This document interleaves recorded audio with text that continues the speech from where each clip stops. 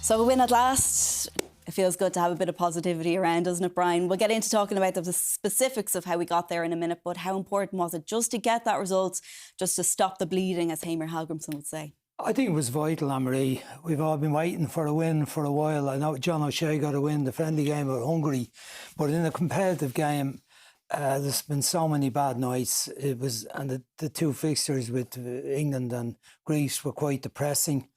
Losing the two home games, the manner of the defeats, I think, as well. So last night was real joy. We were quite fortunate. The edit there showed some of the big chances that Finland had, but I think everybody was agreed before the game. It wasn't important how we won. It was just to get a win, no matter how we did it.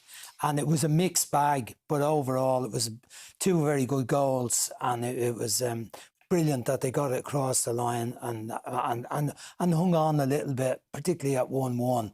But great relief all round, I think, is the main feeling. Yes, the result that matters in the end. Gary, give us an idea of what it'll be like in that camp, the difference a win makes heading to Athens.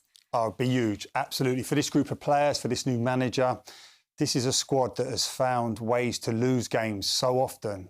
And finally, they found a way last night to win it. When the game was on a knife edge, both teams were desperately trying to win it. Both teams not particularly great, but look at what it means to them. They need this. I felt really concerned about this Ireland squad of players. Had we lost that game, where would they go from this point on? Because they've been quite defeatist in terms of how they spoke after the loss to Greece. And I think there was an acceptance among them where they were saying, we just don't have an elite level player. And I thought, no, guys, don't do that. Fight back. Make this happen.